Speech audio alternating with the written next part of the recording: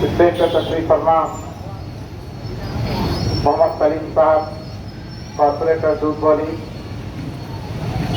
हुसैनी पाशा साहब, कॉर्पोरेटर किशनबाग, अब्दुल खादर साहब, कॉर्पोरेटर रमनतपुरा, बाबा भाई, कॉर्पोरेटर जहनुमा, मुक़्तदिर बाबा साहब, ख्वाजा भाई, सदर इब्तदाई, दिगर कायदीन मजलिस, अस्सलामु अलैकुम व रहमतुल्लाहि व बरकातुहू।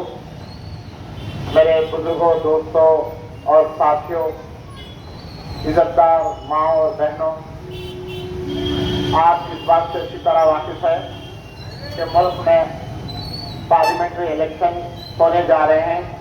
पार्लियामेंट्री इलेक्शन का दिन 13 मई 2024 है। बज़ाहिर पार्लियामेंट्री इलेक्शन है, हमारे नुमाइंदों को चुन के पार्लियामेंट को भेजना है, मगर ये आम इलेक्शन की तरह इलेक्शन नहीं है। 2024 का इलेक्शन इंतहाई मुख्तलिफ इलेक्शन है, क्योंकि 2024 के इलेक्शन के बाद मुल्क के हालात में क्या क्या तब्दीलियाँ हैं उसका आज हम अंदाजा नहीं कर सकते, क्योंकि पिछले 10 साल से जो जमात हुकूमत में है उसके अज़ाइम आप देखते आ रहे हैं कि पहले दिन से जो हुकूमत का वज़ीर आज़म है, गुजरात के फसादात के बाद, मुस्लिम कट फसादात के पास तरक्की का जीना तय करते हुए हिंदुस्तान का वज़ीर आज़म बनता है, और फिर हिंदुस्तान का वज़ीर आज़म बनने के बाद कोई पार्टी के रवैये में कोई तब्दीली नहीं आई, बल्कि जा बजा कभी गोश्त के नाम पे, कभी कपड़ों के नाम पे, कभी खाने पीने के नाम पे, कभी दाढ़ी के नाम पे, कभी बुरखे के नाम पे हमारी जानों के साथ खेला गया, हमारी इज्जत और आबरू के साथ खेला गया। और ये 2024 का इलेक्शन इस बात को का फैसला करने जा रहा है कि आया जो दस्तूर आज आपको और मुझको हासिल है वो दस्तूर बाकी रहेगा या नहीं रहेगा। क्योंकि ये जो दस्तूर है, ये दस्तूर के अंदर हम हिंदुस्तानियों को जो है सबसे बड़ा हथियार जो दिया गया है वो वोट का हथियार दिया गया है। और वोट का हथियार एक ऐसा हथियार है जमहूरी मुल्क में हुकूमतों को तब्दील करने का जरिया बनता। जब हुकूमतें आवाम के कामकाज में लापरवाही बरतती, तब आवाम के पास हर 5 साल के बाद ये हक हासिल होता कि वो अपने वोट का खामोशी के साथ इस्तेमाल करके मौजूदा हुकूमत को बदल दे और नई जमात को मौका दे। जिसकी मिसाल पिछले 3-4 महीने पहले आप देखें कि तेलंगाना में एक 9 साल से हुकूमत कायम थी, मगर जब वो 9 साल हुकूमत आवाम की उमंगों को पूरा नहीं कर सकी तो आवाम खामोशी से अपने वोट का इस्तेमाल करके एक नई जमात को हुकूमत हवाले कर दी, नई जमात से मुराद कांग्रेस को हवाले कर दी। तो इस तरह आज आपके और मेरे हाथ में एक मौका आया है कि आज आप और मैं जो है अपने वोट का सही इस्तेमाल करते हुए एक ऐसी जमात को फिर हुकूमत में लाए जो सिर्फ हिंदुस्तान की तरक्की की फिक्र करती हो, आपसी भाईचारा की फिक्र करती हो, मुल्क की तरक्की के बारे में फिक्र करती हो, मुल्क के नौजवानों की बेरोजगारी को दूर करने की फिक्र करती हो। जो अब मौजूदा हुकूमत है, मौजूदा हुकूमत के साये में पिछले 9 साल से हमारे मुल्क की क्या हालत हो गई उसका आप बखूबी अंदाजा जानते। जितने खवानीन बनाए गए वो सारे के सारे खवानीन में सब में पहले अगर किसी को जख्म पहुंचाने की कोशिश की गई तो आपको और मेरे को जख्म पहुंचाने की कोशिश की गई। कभी अल्लाह के सलासा बिल के जरिए आपको और मेरे को तकलीफ देने की कोशिश की गई। अब CAA के जरिए आपको और मेरे को हिंदुस्तान से बाहर करने का एक सपना देख रहे हैं। और फिर उसके बाद मुसलमानों के बाद जो सबसे ज्यादा इस मुल्क में मुश्किलात और मसाइल का सामना जो कर रहे हैं वो है दलित, SC, ST, BC कर रहे हैं। और उसके बाद सबसे ज्यादा जुल्म का शिकार हुए किसान भाई है, जिनके खिलाफ 3 खवानीन लाए गए। वो जो 3 खवानीन लाए गए किसानों की भलाई में नहीं लाए गए थे, बल्कि वो 3 खवानीन उनकी भलाई के लिए लाए गए थे जो जिनकी गुलामी करते, यानी मेरी मुराद अंबानी और अडानी की फायदे के लिए कानून बनाए गए थे, जिसकी वजह से किसान 1 साल तक मुसलसिल एहतजाज करे, 700 से ज्यादा किसान अपनी कुर्बानियां पेश करे। और उसके बाद आइन इलेक्शन के सामने जब पंजाब और आसपास की रियासतों में इलेक्शन था तब मोदी को डर हुआ कि कहीं ये जो है ठिका मेरे खिलाफ वोट न दे और पंजाब से जो है मेरा खिलाफ खमा ना हो जाए। और हुआ वही कि पंजाब से जो है इनकी हुकूमत खत्म हुई और वहां पे आम आदमी पार्टी की हुकूमत बन गई। तो बहरहाल जो भी खवानीन जैसा कि नोटबंदी का कानून लाया गया, जिसमें आम इंसानों को कोई फायदे का काम नहीं था, बल्कि वो भी खास तौर पे अंबानी फैमिली को मदद करने के लिए बनाया गया। और अंबानी को जो फायदा पहुंचाना था पहुंचा दिया उन्होंने। और फिर 3 कवानीन के जरिए पहुंचाना चाहते थे, मगर सलाम करना किसानों को कि उन्होंने जो उसका फायदा उनको पहुंचने नहीं दिए।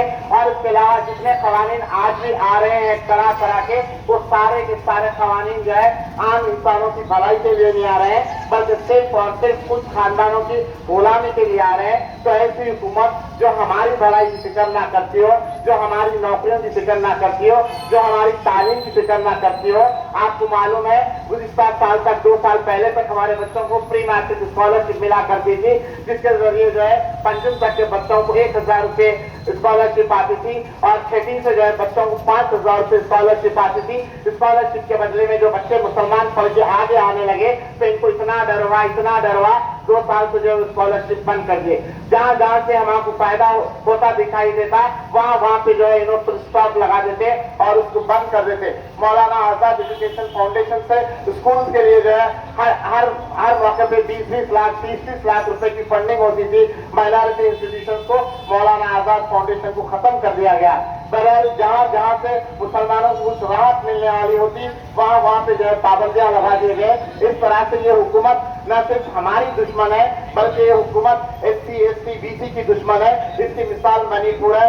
मणिपुर में जो है आदिवासी अपना हक मांग रहे हैं, मगर हमारे प्राइम मिनिस्टर को वो आदिवासियों को हक देने का हो नहीं पा रहा और न जाके मणिपुर का मुआयना करने का उनको कुछ वक्त मिल रहा और रोज जो है वहाँ पे आदिवासी जो है बीजेपी वर्करों के हाथों हलाक हो रहे हैं और मौत की नींद सो रहे हैं। तो ऐसे में हिंदुस्तान की पार्लियामेंट में जो भी कवानीन पास होते हैं वो कवानीन के अंदर जो भी कोताहियां हैं, जो भी लफ्जिशें हैं, जो भी जो गलतियां इनकी तरफ से हो रही हैं, तो उनके पास कोई रोकने वाला नहीं है, क्योंकि उनके पास इतनी बड़ी मेजोरिटी आ गई कि अब जो है उनको कोई रोकने वाला नहीं है। इसलिए उन्होंने मनमानी करते जा रहे हैं और उनको अगर रोकने की कोई सलाहियत रखता, कोई ताकत रखता तो मेरा और आपका कायद है, मेरी और आपकी क़यादत है।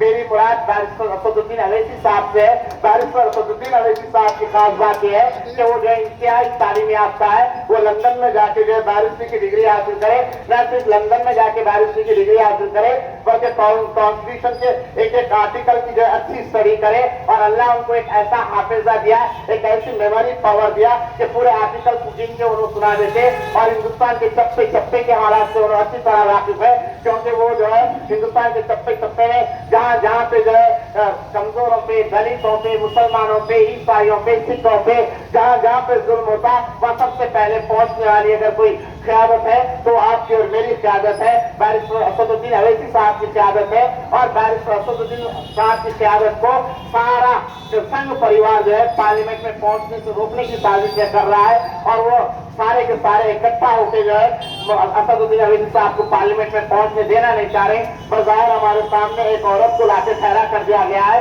मगर वो एक औरत नहीं है, बल्कि उसके पीछे पूरा संघ परिवार खड़े के, उसके पीछे पूरी बीजेपी खड़े के, उसके पीछे पूरे कैपिटलिस्ट पूरे दौलतमंदा खड़े के, पूरे दौलतमंदा अपनी दौलत को पानी की तरह लुटा रहे हैं। और संघ परिवार का आज की खबर है कि तेलंगाना में जो है RSS के वर्कर्स पूरी गली गली फैल गए और हिंदू वोटर्स को इकट्ठा करने की फिक्र में लगे हुए हैं। उनको बाकी तेलंगाना की उतनी फिक्र है नहीं है, नहीं मालूम मेरे को, मगर उनको हैदराबाद की बहुत ज्यादा फिक्र है RSS को कि हैदराबाद से मेरी क़यादत को जो है पार्लियामेंट में पहुंचने से रोकना।